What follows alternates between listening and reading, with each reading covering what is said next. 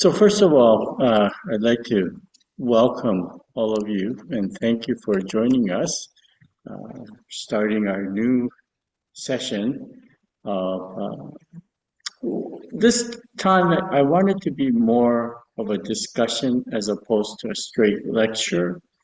In the past, I've been giving lectures, and I'm fine with that if that's what people want. But I also want to hear your thoughts. And so, what I'm going to be doing, and I started by giving a little bit of reading that I sent out to all of you, and then I'll give a brief introduction to that reading, and then open it up for comments or your questions about it, and hopefully I can help clarify some of the things you might have questions on. And Doug's just wanting to enter. But before we go there, so if you're okay with it, I'd like to have sort of a self introduction so that when we start getting into the discussions, you might feel a little more comfortable with everyone. This will be a 5-session workshop or lectures, and so every Wednesday from now for 5 weeks we'll continue on with it.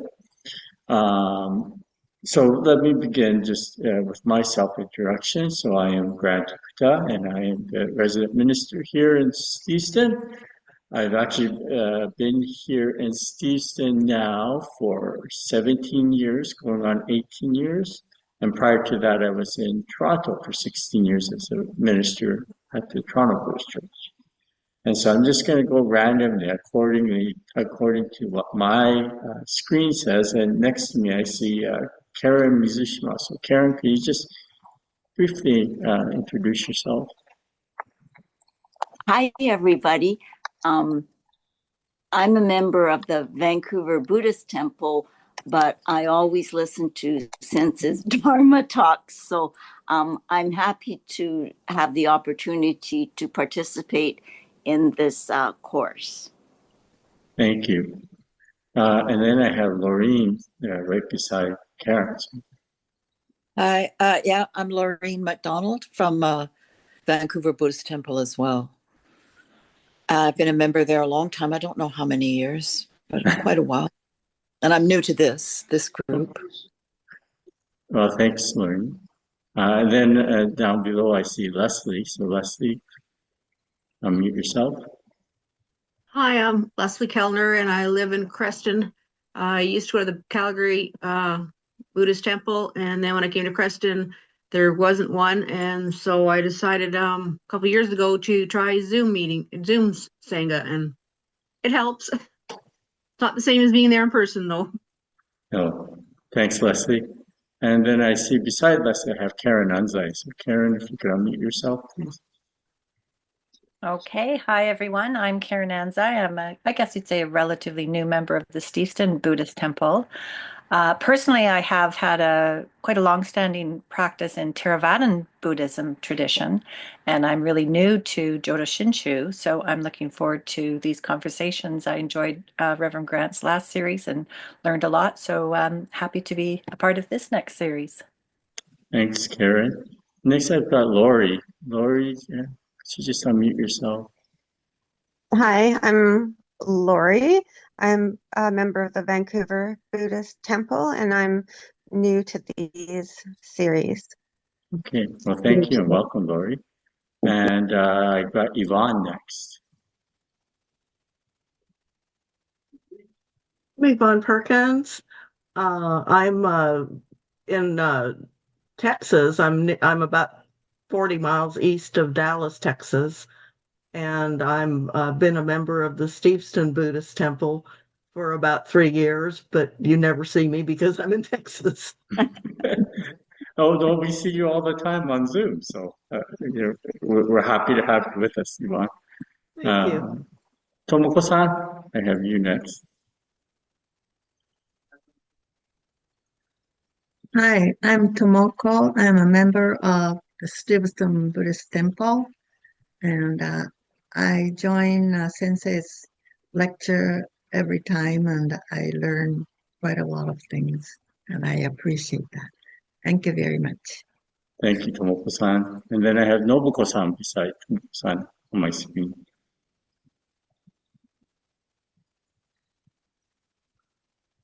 Oh, you're still muted.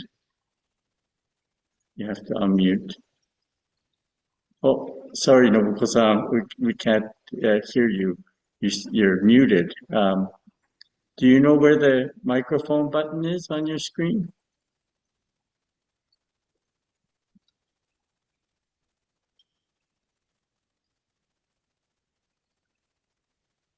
Maybe we'll try to get back to you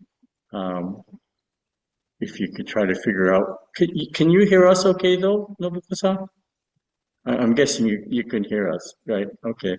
You're still muted, so we can't hear you. You might have to if you have any questions, you'll have to put it in the chat box unless you can find your unmute button. Okay. And then I have Doug Anzai. Hi, I'm Doug Anzai. I'm a member of the Stevenson Buddhist Temple, and I'm doing my best not to be intimidated by the readings that I have to do in order to keep up with the group. So I am looking forward to it. Okay, thank you. And last, I have Kathy on here, but Kathy's not going to be, she's actually riding her bicycle home from work. So instead of listening to a podcast, she's actually listening to our Zoom. And Kathy works at Wisteria place here, and she rides her bicycle back and forth from work. So she's listening on her way back, and she actually handed me her sheet with questions about what she had read. So, so first of all, well, because this is sort of a new format, I thought, better place than to start than the actual first what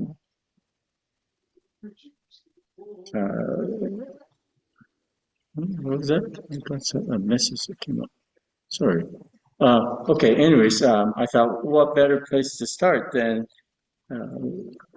starting with the very first sermon that the historical Buddha gave, the very first Dharma talk that he gave. And it was in a place called Sarnath, in what's commonly known as the Deer Park. And he gave this talk to the 5 mendicants that he had been practicing with up until that time. So, without going any further, what did you all read this text, I believe. You probably have, some of you may have read this text before. If not, you've heard of this text. And now, it is important to us because, as I say, it is the first talk that the Buddha gave officially. This is when he was actually first acknowledged as being the Buddha, right? Because up until then, he attained enlightenment, but unless others acknowledge your enlightenment, you're not. I mean, it's once the other people recognizes his enlightenment that he becomes a Buddha. So, without going any further, what were your thoughts on this text? First, did you understand it? I see shaking yes. Why was it important, do you think, for the Buddha to start off with the fact that the acknowledgement of suffering? Anybody can chime in. That's Lori? Yes. What I was thinking was that was his main quest, was to figure that out. So that's where he began. So that's where he thought maybe others would start as well. Okay. Any other comments?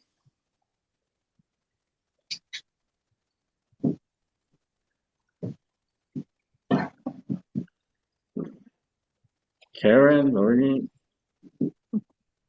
Oh, we got two Karens here. That's right.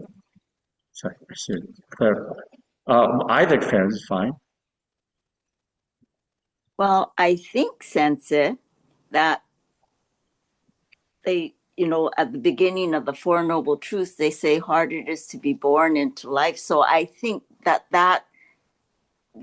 kind of says that, when we're born, by virtue of birth, we enter a world where we encounter suffering.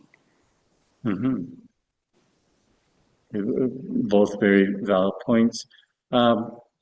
So if we look at the life of Siddhartha, we know that he had encountered suffering throughout his life, even though it's not really emphasized. So we know that right after he was born, his mother passed away after about 7 days, Queen Maya. And after that, he's raised by his stepmother, who was Queen Maya's sister, Mahapajapati. And so there's direct suffering right after his birth. His mother had passed away, right? And throughout his life, there are encounters he has that reminds him of the suffering of life. One of the most famous, of course, is just before he leaves the royal palace when he was 28. Well, there's a couple of things that happen. So when he was 20, he gets married in arranged marriage to a person by the name of Yashodhara. She was a princess of a neighboring kingdom, and they get married. And when he's around 28, they finally have the birth of their son, Rahula. So after Rahula was born, it said that this prince Siddhartha, on 4 different occasions, leaves the royal palace, and these 4 different occasions are well documented, and I've talked about it in previous lectures. He leaves the western gate, and he encounters an elderly person. And when he encounters that elderly person, he talks to his advisor. And it's amazing. You would think he would have seen elderly people before, but his father, King Suddhodana, fearing a prophecy that occurred when Siddhartha was first born, King Suddhodana made sure all unsightly things were hidden from Prince Siddhartha. Number of years ago, I watched. It was on Netflix, and it wasn't on. I wish it was still on because I really found it a fascinating program. There is a program. It's all in Hindi though, called The Buddha, and it was in Hindi with English subtitles. And there were like 52 series, and I loved this show because it was Bollywood meets the Buddha, right? And it was the show was done. I wouldn't say campy, but it showed a lot more drama in the life of the Buddha, right? So we all hear of the Buddha's cousin Devadatta, who was a thorn in the Buddha's side throughout his life. Devadatta was always jealous of Siddhartha, and in this reenactment or the show, this drama, they show that in fact Devadatta was largely spurned on by his mother, the aunt of the Buddha. She's the one that wanted her son to be the top. And so it's almost like a soap opera, the way they played it out. But in there, during the life of Siddhartha while he was in the royal palace to show that the father, Suddhodana, was trying to hide unsightly things from Siddhartha. They showed how the elderly, as people age, they actually dyed their gray hair to make them look younger, right? So that he wouldn't see people aging. So it was very interesting that they went to that extent to show these things that they did. So then, and of course, all of this came from this prophecy that what happened when Siddhartha was born. There was the sayer, a mountain ascetic by the name of Ashita, and Ashita was the one who when they first saw the infant Buddha, he cried. And when people asked him why he's crying, he said that he's crying tears of joy and tears of sadness. And the tears of joy was because he was holding what he called the future Buddha. But by the time this infant grew to become a Buddha, he would no longer be in this world, Ashita that is. So that's why he is saddened. But Ashita also prophesies, he says, should this child grow up to be the heir of the king, he will become a very gentle and kind ruler. And then he goes on to say, however, should he encounter suffering, then he will leave the royal palace in search of, he will become the leader of mankind. So, of course, Suddhodana, wanting the heir to take the throne, this is why he protects Siddhartha from all what he thought were things of suffering. And so things like aging was one thing that Suddhodana hid him from. So when Siddhartha left the royal palace, of course, he then encounters this elderly person, and he asks his advisor, who that is, and the advisor says, well, that's an elderly person. And then they go through this conversation where Siddhartha learns about aging and asks if that will happen to him. And of course, he learns about, the advisor tells him, as sure as you're born, it happens to all of us, right? And so then he goes out, the next time he goes out the southern gate, and he encounters a very ill person. And of course, sickness had been hidden from Siddhartha as well. So Siddhartha is told again, what kind of being is that? And he realizes that illness happens to all of us. And then on the third occasion, he goes out the western gate and he encounters a funeral procession. And he really, death smacks him in the face. And again, he learns about death and gets fearful of that. But on the fourth excursion, it says he goes out the northern gate and he encounters a mendicant. And the mendicant didn't have much material possessions. He only had the clothes on his back.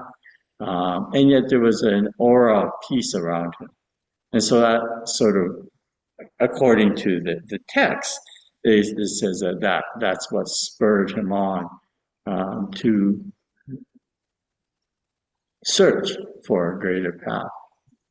And so when he does this, though, it doesn't really say in the text per se, but one of the greatest reasons for him leaving was the fact that he had a newborn son. And so the thought of having to part with his son at some point was a great concern for him. So that's what caused him to leave the royal palace. And of course, he goes on this 6-year search for the truth. But what's interesting is that we all hear of 5 mendicant mountain ascetics that he practices with. They were in fact sent by Siddhartha's father, King Suddhodana. So they were actually five of the strongest, most capable young men from what we call the Shaka clan, the clan of that Siddhartha came from. And they were actually sent by the king to sort of look after Siddhartha, to make sure that he was okay. So even though the king was saddened to see Siddhartha leave the royal palace, at the same time, he still loved him and cared about him. And that's why he sent these five young, capable men. So you can imagine their disappointment after 6 years. So the whole idea of the mountain asceticism was that it was believed that you can purify the mind or the soul by getting rid of the imperfections of the body. And therefore, by doing these very, very austere practices, that you could attain this state of higher consciousness. And so they do this for 6 years, very, very, very difficult practices. And so you can imagine their disappointment when Siddhartha seems to give up. It's said in the 6th year that Siddhartha, basically skin and bones by then, he receives this offering by this young cow maiden. Her name is Sujata. She actually mistakes him for a forest god. She thought he was a forest god, so she makes an offering of rice porridge to him. And when Siddhartha takes this, he regains his strength, and he decides to go in a different route. He actually realizes that the body and mind are in fact one, and you can't attain enlightenment when you starve the body. So he regains his strength, and then it's said that he does the 49 days meditating under the Bodhi tree, at which time he is said to attain enlightenment. So then, once he attains the enlightenment, he has to think of, well, actually at first he wasn't going to share this with anybody. He was enjoying the blissfulness of enlightenment when he is beseeched by a Brahmin to share this wisdom, this knowledge. And of course, through that we understand that wisdom only becomes wisdom when it is shared with others. If you have good knowledge of things and it isn't shared with anyone, it's not really wisdom. And that sharing is what we call the compassion. Because of care for others, you share that wisdom. So Siddhartha realizes he has to share what he has awoken to. And so he figures out the best people, or the people who are most likely to listen, are the 5 mendicants that he had been practicing with. So he seeks them out. They had left, and they left to go to a place called Sarnath. And he goes there, and they call it the Deer Park, and that's where he gives this first Dharma message.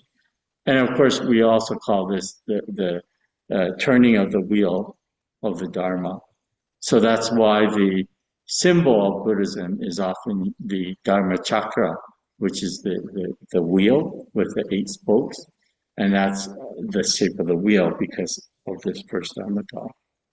So, now that we know that suffering was the cause of going in search for something more, in this passage, he goes right away. He talks about, first of all, the middle path. So what does this middle path mean to you? What do you think this middle path is? And we'll go with Yvonne here.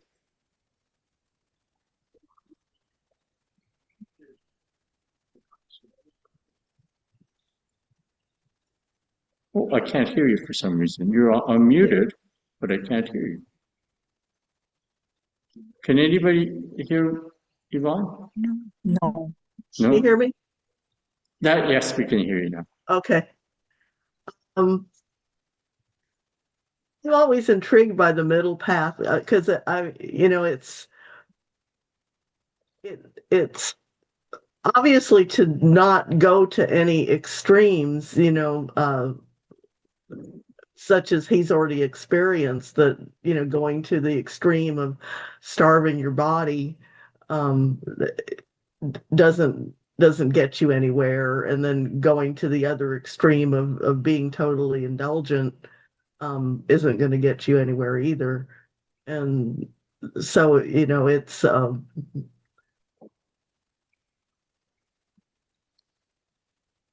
hard for me to talk about it because I never know whether I'm making sense or not. But um, I like to think about it. I like to think of it as a way, as a guide for how one should live, and how one should practice. But it's also very difficult to do. I agree. It is very difficult to do. Um, how about Leslie? Do you want to chime in at all? Please. I'm not really great at speaking, but it's like for me with watching my weight. I'll decide I want to lose weight, so I go, no sugar. And then I decide I'm not worried about losing weight, so it's sugar, sugar, sugar. But you got to find the middle ground where you enjoy a little bit of sugar, but just enough to satisfy you. Okay. Very, very interesting analogy. Lori, did you want to say something here?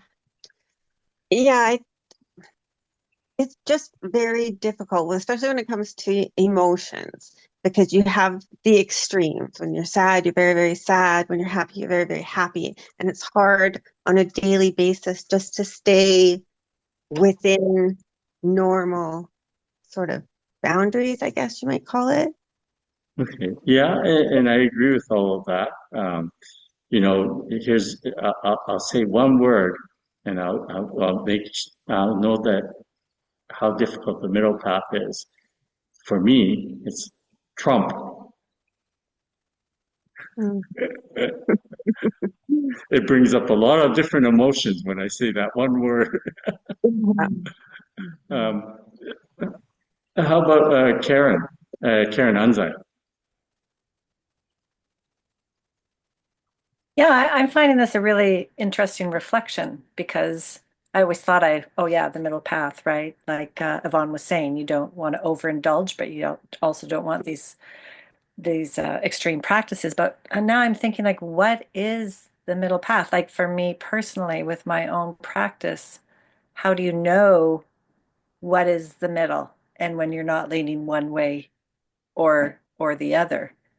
And I like Leslie. I'm thinking about that because I can totally relate to the all or nothing on that one. But then I'm trying to apply all or nothing. So how does the middle path? Maybe it's just an individual thing. What feels right in terms of the balance? Okay. Lorraine, do you have anything to say? Just a sec. Am I muted? No, you're I'm unmuted. unmuted. Is the term middle path, is that a Buddhist term? Yes, it is. Okay. So the Buddha tells one of the first things he says in this Dharma talk. He says that for mendicants, that devotion to sensual desires and pleasure resulting from sensual desires, such devotion is base, pedestrian, worldly, ignoble, and unbeneficial. The second is devotion to harsh austerities. Such devotion is painful, ignoble, and unbeneficial. By not following either of these extremes, the Tathagata has realized the middle way that gives rise to seeing and understanding. This seeing and understanding are at the basis of peace, knowledge, full awakening, and nirvana.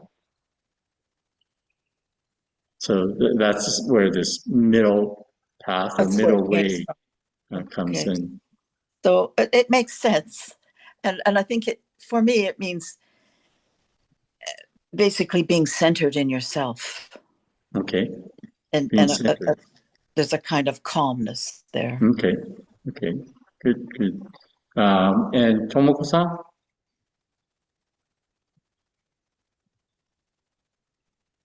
Yeah, I don't understand. I don't know, like if I'm in the middle way or not. But this page 11 Mm-hmm. note at the bottom. Mm-hmm. So it says right and wrong, neither moral judgment nor arbitrary standards imposed from outside. So I think if you feel that you're on the middle way, it's your, I'm not sure. And also like lots of people who, like musicians and whoever, they try to get better than other people and they spend so many hours to practice. And that's not the middle way, but they like it to do that. So so if you think it's beneficial to yourself, it's good. Is it in the middle way? But that's a good question. So the question then becomes, what is beneficial? Yeah. Oh.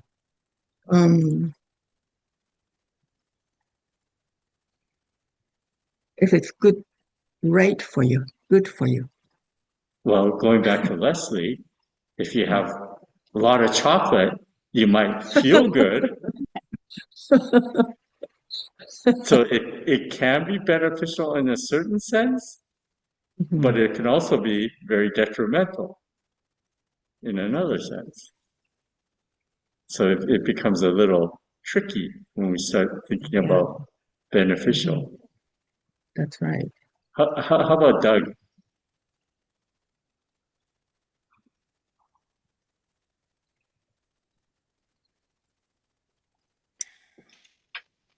The middle way, I'm just thinking that in order to gauge myself and find the middle way, I feel I have to know where the extremes are and what they are. So I have to be aware of suffering at one end of the scale and indulgence on the other end of the scale, and to what degree and where, in order to be in the middle of that and keep that balance, means that I have to know both ends and both extremes in order to be the pivot point, the fulcrum, with a leg on each side of that. Okay. So I think we all can agree that it's about balance.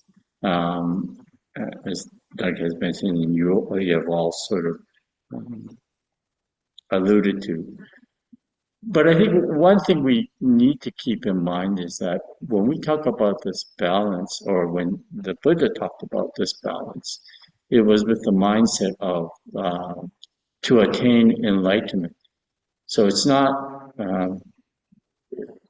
middle way is not just the thought of moderation, but it's knowing what is the right or the proper, the balanced way of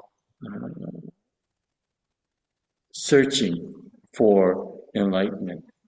So it has to be taken into context that when he talks about the middle path, it's not just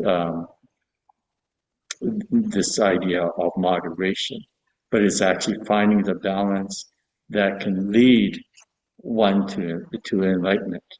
And the famous parable, of course, that I've used before is with the disciple Sona, who was formerly a musician before becoming the Buddha's disciple.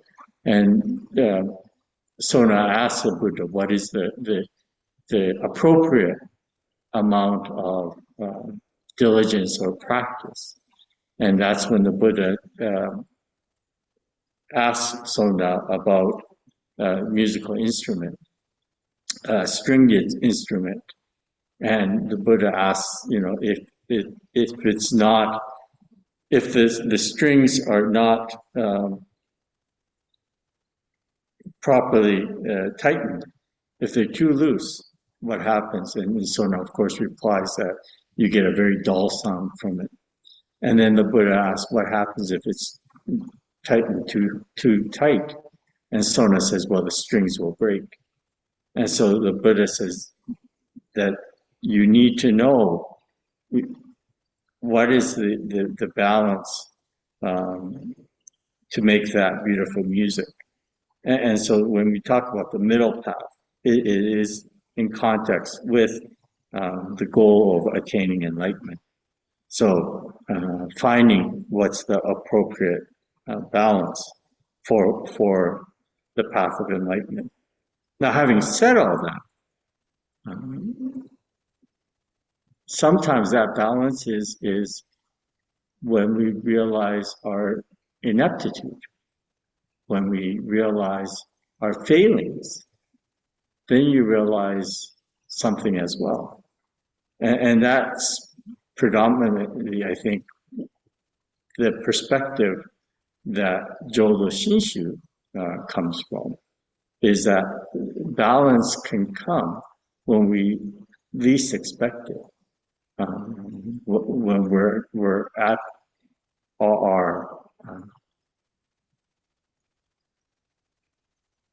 weakest point, or when we're in the throes of despair, you can find balance, and that balance comes not from me, but from the working of the Dharma, and that we'll get into along the way as we get further. But of course, so the Buddha then goes on to say, though, that the middle way is in fact the Noble Eightfold Path, right? And he says that right view, right thinking, right speech, right action, right livelihood, right diligence, right mindfulness, right concentration. These all are paths that lead to enlightenment.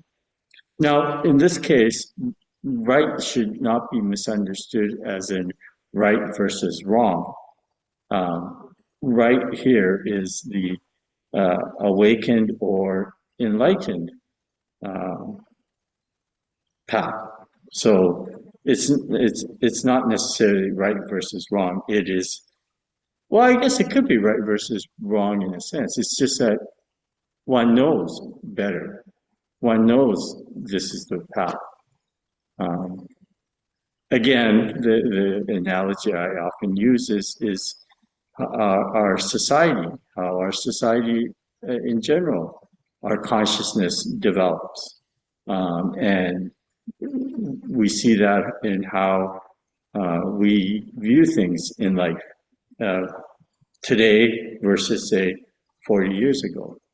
We are much more mindful of things as global warming, ecology, things like that.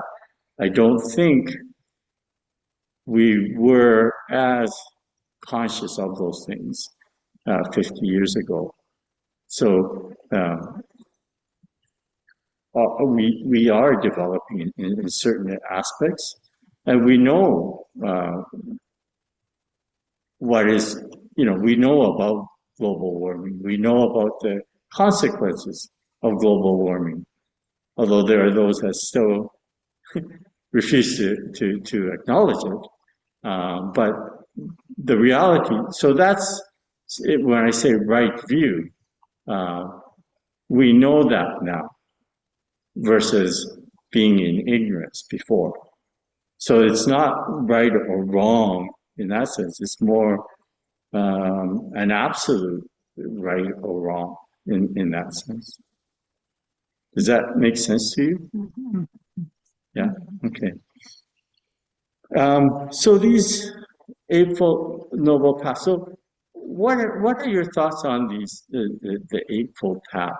This is the most basic of the Buddhist teachings, the first teaching, and in fact it was one of the last teachings. So he goes back after he attains enlightenment and spends 45 years teaching the Buddhist teaching and teaching various aspects of Buddhism, many different talks.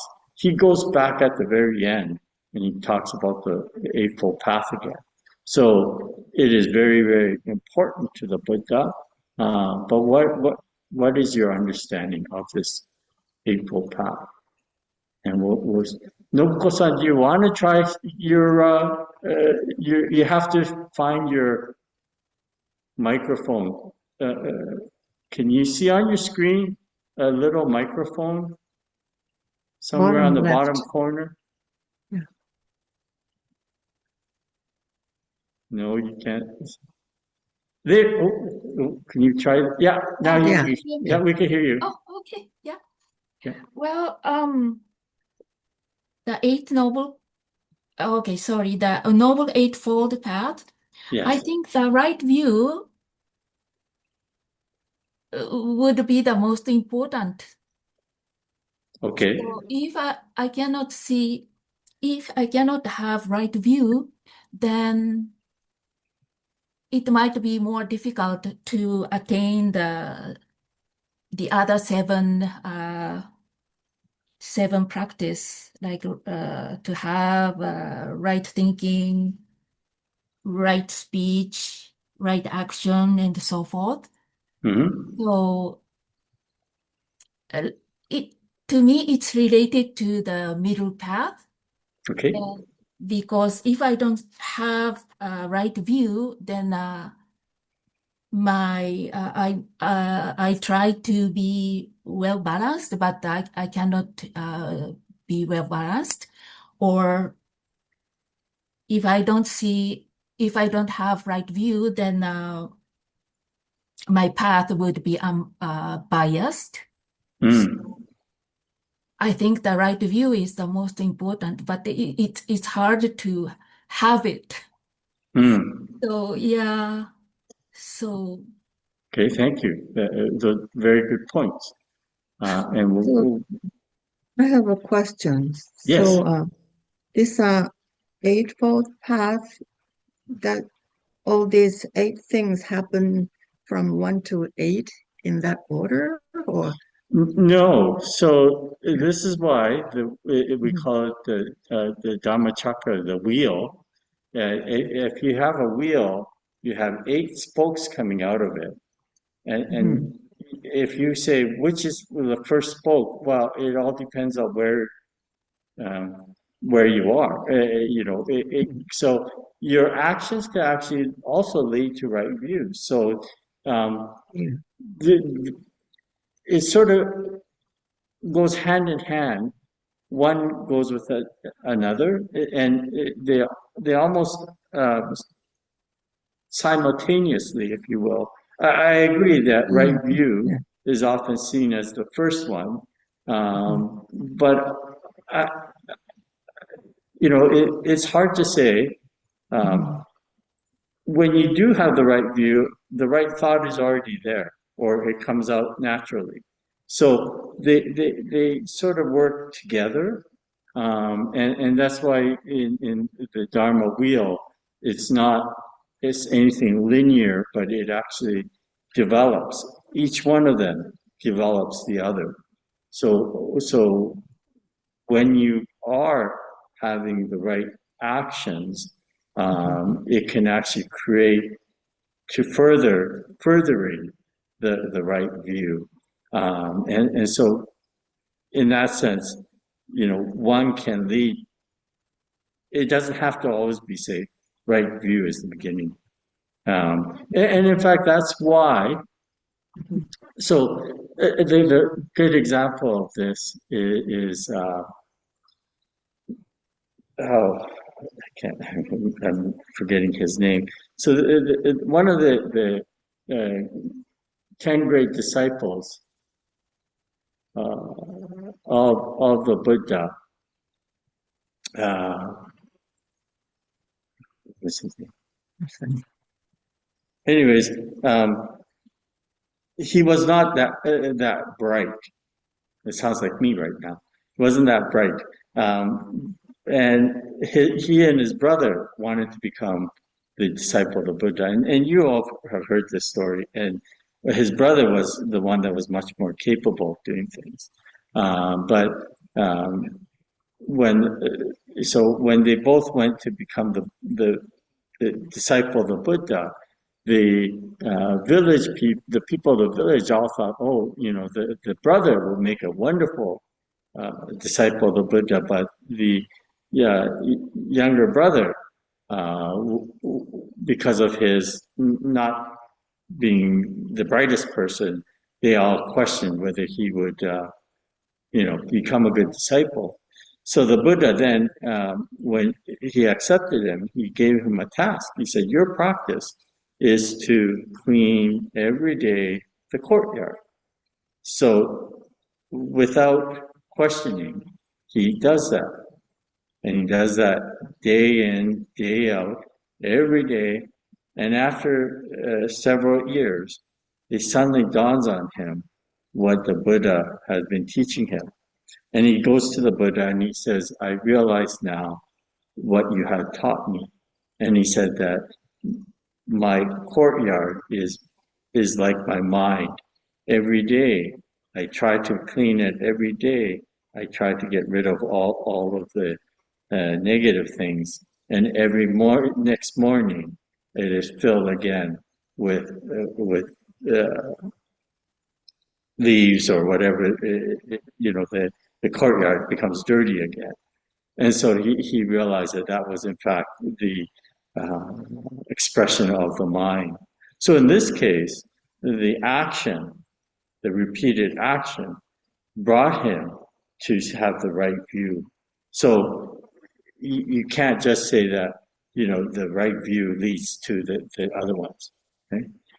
It was obviously the right view, perhaps from the Buddha's perspective. He knew how to guide the disciple. But so the Noble Eightfold Path, yes, all the scholars would agree that right view is paramount. It is seen as, I guess, the basis for the rest. But at the same time, all of them are just as important, and they go hand in hand more naturally. So it doesn't necessarily have to be in that particular order. Okay. Thank you. So he with this Noble Eightfold Path, he then sort of digresses, goes back, and he says that the noble. He then goes back and starts talking about the noble truth of suffering, right? And saying, acknowledging that suffering exists. And in here, he talks about the sufferings of, that death is suffering, birth is suffering, old age is suffering, sickness is suffering, death is suffering, sorrow, grief, mental anguish, and disturbances are suffering, To be with those you dislike is suffering. To be separated from those you love is suffering. Not having what you long for is suffering. In other words, to grasp the five aggregates as though they constitute self is suffering. So Kathy has a question mark here when grasping for five aggregates. Do you know what this means? Oh, Doug raised his hand. Yes, Doug.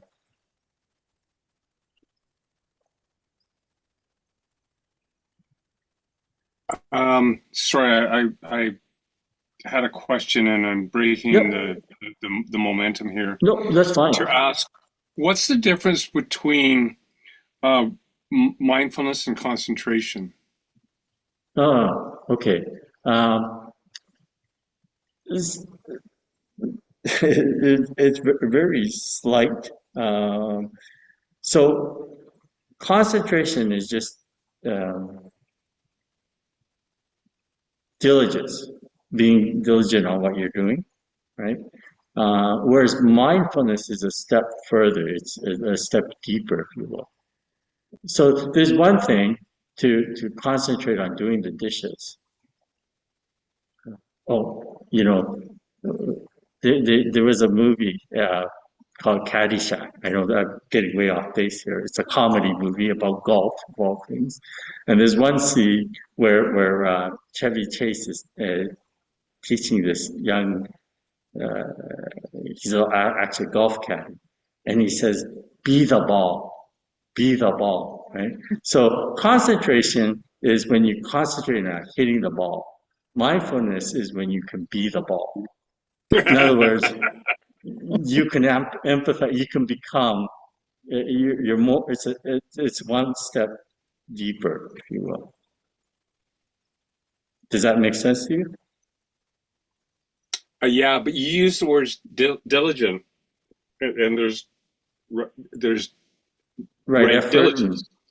Yeah, so there is right effort, and so. Oh, so is effort like effort and diligent are kind of the same? Yeah, so they are. So right consciousness, I would say, is more on the moment, the immediate moment, whereas right mindfulness is goes deeper than just the moment. So concentration is contemplating right now, this instant, whereas mindfulness is a sort of a more deeper consciousness towards it. Okay. Yeah, that makes sense. Thank you. Okay. So the five aggregates. Anyone want to chime in there? This is actually not unique to Buddhism. It's quite common in many theologies, if you will. So generally, we talk about earth, water, fire, air, and ether. Okay, so it was a belief that we're made up of these five different elements, but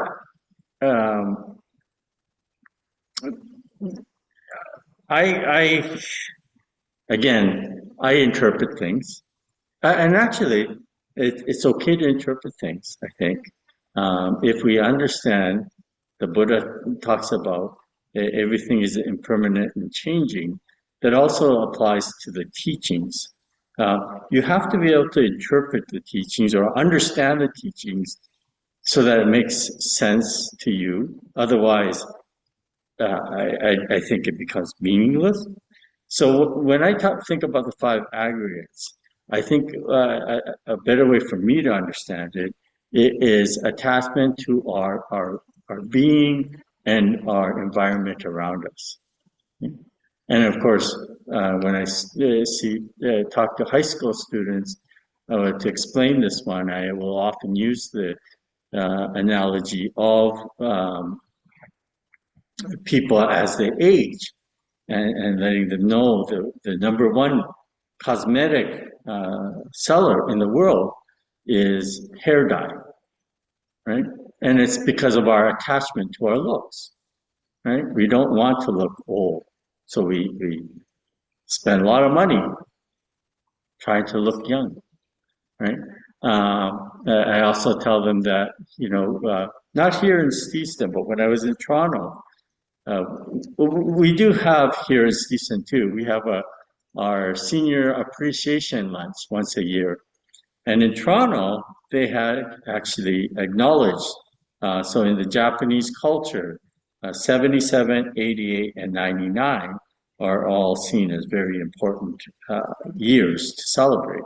And so when I was in Toronto, the temple would send out notice for the appreciation luncheon. We would ask people to let us know if this is the year that you're turning any one of those ages, 77, 88, or 99. And it was interesting, and it is a very gender-specific thing that the ladies, when they were about to turn 77, nobody wanted to let anybody else know. It was none of your business, right? When they turned 88, they'd already gone over that hump. They were happy to let everybody know. But 77, for some reason, wasn't the year that they wanted celebrated, right? So again, that's an attachment to our body. And so that's a very real attachment that we all have. Aches and pains. These are, we suffer because of aches and pains of aging. And that's an attachment to our existence. So that's one of the sufferings that the Buddha talks about. So when we think about five aggregates, maybe a better way for you to think about it is in that light. It is our attachment to our physical body and the environment around us. And I think we all have that. Okay. It's now past 8:30. I'm going to end it here. So if you didn't get the chance to read, if you did get the information, so I sent out two attachments. One was the actual discourse on the turning of the wheel of the Dharma, the Dhammacakka Pavatana Sutta. And the other was, of course, up to page 11 of Thich Nhat Hanh's book, The Heart of the Buddha's Teaching. Okay. What I'm going to do is I'm going to actually send out the next section from this book, and we'll just continue on talking about it next week. But I'm also going to be sending maybe the following week. This is a very interesting book called Luminous Mind by Kalu Rinpoche, Tibetan. But there's an interesting story behind this. So, let's see. Here's a picture. Well, can you see this picture? There's a picture of Kalu Rinpoche. Okay. And so he was one of the great masters of Tibetan Buddhism. But my father had a very interesting experience. So my father was a Buddhist minister, but he was also a businessman. It's kind of a long story, so I don't want to go into the whole details of it. Well, in order to build the Calgary Buddhist Temple, the congregation, they started a restaurant business. And they first of all started with what they call Omi of Japan, which is a teppanyaki restaurant in Calgary. And so my father was the president of this company as well as being the minister. And then through various reasons, this turned into Edo of Japan. So all the Edo of Japan restaurants that you see around was actually started in Calgary. And it was founded by my father. And the whole idea was for them to be able to get a temple in Calgary, which they were able to accomplish. But on one of his business trips, so this had nothing to do with temple, he was down in Houston, down in the States. So around your way there, Yvonne. But he was down in Houston, and he said he was driving. I don't know whether he was going to an appointment or what, but he came across a brand new Tibetan temple. Like it looked like it was still under construction. So he stopped and he went into the temple, and when he entered, um, one of the monks there, they came up to him and they said, "We've been waiting for you." And he found out that day that apparently Karu Rinpoche had passed away on that day. And so they were having a special service for him. But he said it was a very, very odd experience that he couldn't explain, that he felt a real connection and was very odd or unexplainable when they said, "We've been waiting for you." And so it was my father who actually gave me this book, Luminous Mind. So I'm going to be taking some passages from this book, probably maybe 2 weeks from now, and we'll discuss about it. There's fascinating material in here, so I hope you'll enjoy that. Are there any comments? Is this working for you, or shall I be? Are you okay with how we're doing? Yeah. I can send out the notes that I have regarding this first section, so I will send that out to you as well. But as we go forward, this is kind of the way I want to do it, is get your thoughts as we proceed. If that's okay with you. Yeah. And thank you all for participating. Makes it a little bit more engaging for me. Sensei, do Yes. you think 1 hour is long enough? I know you work all day, but for me, it's like, no, you can't stop now. You just keep going. It's getting too interesting, and now we have to stop. I'm thinking maybe another, well, but for you, it's a very long day. So it's just, it's just very interesting and engaging. So I thought, oh, maybe we should go another 15 minutes, but that's okay. That's just my own selfishness. So. Plus the fact, Sensei, that unfortunately I can't make next week because I've got some friends coming over, and that was booked before I knew about the class. So it's my regret because I really don't want to miss the class. Well, I will have them recorded, and then I will put them up on our so if you're ever missing, that's excellent. okay, if you're ever missing a session, these are recorded, and then what I do is I upload it on our temple website, and you could go to Dharma Talks, and when you go there, there's a link that you could see.